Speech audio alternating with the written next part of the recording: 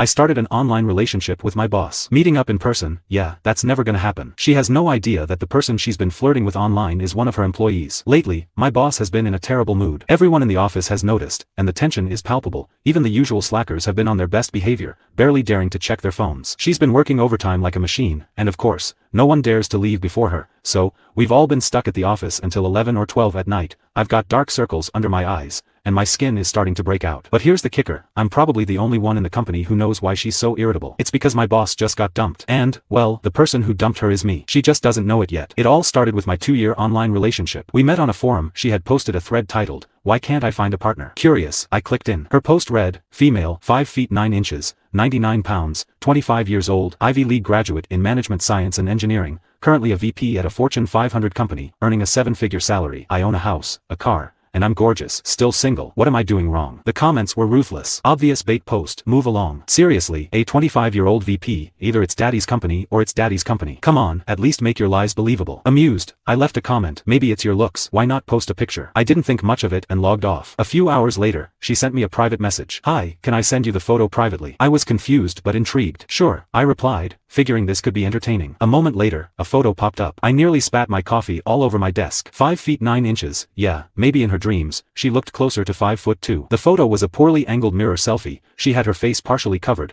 wore thick black framed glasses, and looked like a walking advertisement for outdated fashion choices. But her features were undeniably stunning. The lips, the nose, the eyes, they all screamed hidden beauty. She just didn't know how to present herself. And for some reason, she looked oddly familiar. Thinking, who knew there were gorgeous women out there so oblivious to their own potential? I decided to help, out of the goodness of my heart, of course. I zoomed in and out of the photo a few times before typing out a long response. You need to work on your style. Change the glasses, go for rimless or contacts, don't take photos from that angle, tilt your phone slightly so the charging port faces you, swap the skirt for something shorter, maybe black, and for the love of God, invest in better lighting. She replied with a simple, "Thank you so much." I didn't think much of it and moved on. The next day, she sent me an updated homework submission, following all my advice. Then she did it again the day after that and the day after that. By the 5th day, I was starting to get annoyed. That's when she asked if she could pay me for my consultation services and requested my personal messaging info. I thought, why not, money's money, and gave her my private account. A moment later, a familiar profile picture popped up with a friend request. It was my boss. I froze. My finger slipped, and before I could stop myself, I hit accept. Panic set in immediately. I switched my settings to chat only and prayed she wouldn't figure out who I was. A message popped up. Thank you so much for all your advice. Here's a small token of my appreciation. Then she sent me $5,000 with the note, gift, no strings attached. I stared at the screen in silence. I double-checked her profile picture and the online photos she'd sent me. Yep, no doubt about it. My gorgeous online crush was, in fact, my boss. Well, damn, I thought, accepting the money, at least she doesn't know it's me. From that point on, I kept helping her improve her style. She caught on fast, and soon, she was radiating confidence. But just as I was preparing to quietly fade out of her life, she threw me a curveball. She confessed her feelings. It started with a long, emotional message, a love letter, if you will. I skimmed past all the fluff until I got to the last line. I've been wanting to tell you this for a long time. I like you. I froze. Thanks, I replied after a long pause. What? She asked. I appreciate it, I typed back. No, I'm serious. I really like you. And I really appreciate it. She was silent for a moment before messaging again.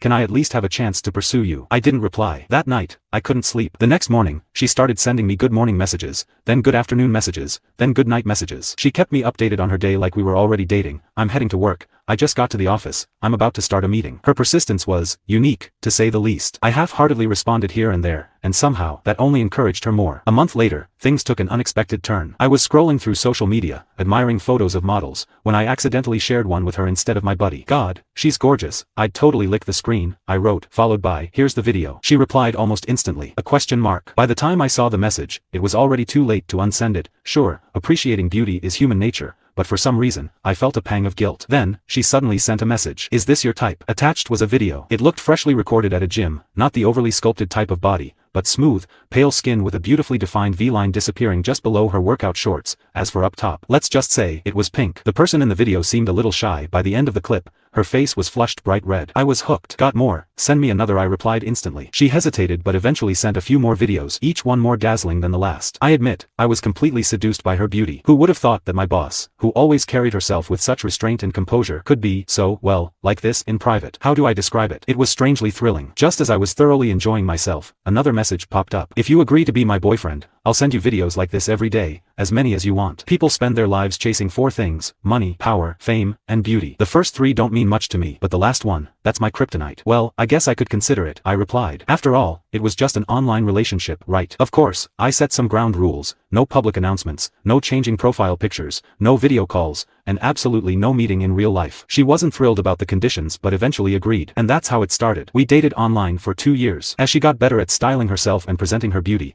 I was more than happy to reap the benefits. Her photos and videos became increasingly breathtaking, with her pulling off every look I suggested. I thought this arrangement could last forever until one day, she asked to meet in person. Didn't we agree from the start that there'd be no meeting up? This is strictly an online thing, I reminded her. She sounded hurt. I know, I'm sorry, but I really want to see you. I knew exactly why she was pushing this. A couple of days earlier, I'd gone to a college reunion. Afterward, one of my old classmates confessed her feelings for me. I turned her down politely, but she didn't take it well and started sending me a bunch of gross, cringy messages. Fed up, I screenshotted everything, posted it on my social media, and dragged her through the mud before blocking her. Since I was in a relationship, well, online, my boss must have seen the post. I figured she wanted to meet up to stake her claim publicly. But I had my reasons for not meeting her. There was no way I was going to agree. After dodging her attempts for a week, I finally got fed up and broke up with her. She freaked out, completely deflated, like a balloon with the air punched out of it. My phone lit up with her calls for the nth time. I sighed, flipped it face down on the table, and ignored it. That's when Kenneth, my direct supervisor, called me over. Mason, take this proposal to Aurora. Kenneth's crush on Aurora was the worst kept secret in the entire office.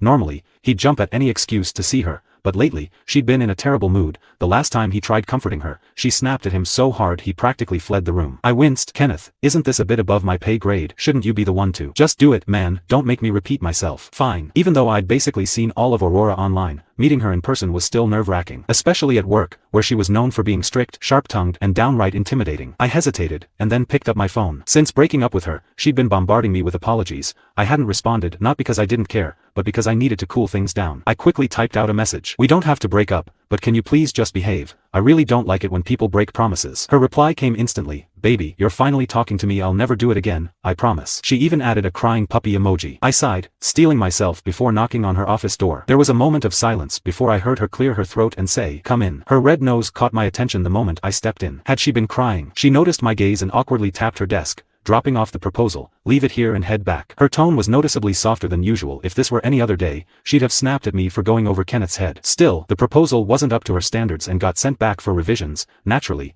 Kenneth dumped it back on me. That Friday, everyone else left early, excited for the weekend. Aurora had left on time for once, and the office quickly emptied, leaving just me and the receptionist. I stayed behind to work on the proposal, promising the receptionist I'd lock up when I was done. It was well past 10 p.m. when I heard the sound of the door unlocking. My heart jumped. Who could it be at this hour? Images from horror movies flashed through my mind. I gulped, telling myself ghosts didn't exist, but I still froze, holding my breath. Then, a familiar figure stepped into view. It was Aurora. "Why are you still here? Don't you have a home to go to?" she asked, clearly surprised. I bit back a retort. Whose fault do you think this is? The proposal's due soon, and I didn't want to risk it being incomplete tomorrow. Figured I'd stay late and finish it. Her expression softened. "Oh, that one. Let me help you out. It'll go faster if I explain what I want directly." I froze. My computer was logged into my personal account, the one I used to message her. She walked over. "Pull it up for me. I'll take a look." Panic set in. My mind raced as I stalled for time. "Wait a second," I blurted. Right there, with the tab open, exposing my secret identity. Every step she took toward me felt like it echoed in the silent office. I needed to think fast. "Wait just a second," I said, placing my hand on the keyboard as if guarding something confidential. Aurora raised an eyebrow, curious, and stopped, crossing her arms.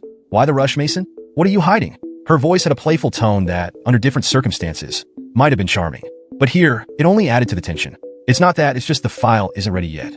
I was finalizing some adjustments, you know? I don't want you to see an incomplete draft." It was a weak excuse, and I knew it. Aurora narrowed her eyes, clearly suspicious, but she stepped back. "All right, I'll wait. But be quick. I don't have all night." She moved to the desk next to mine and sat down, crossing her legs. Her presence was overwhelming, and every second felt like an eternity. I kept typing furiously, but my mind was elsewhere. How to get out of this without her finding out?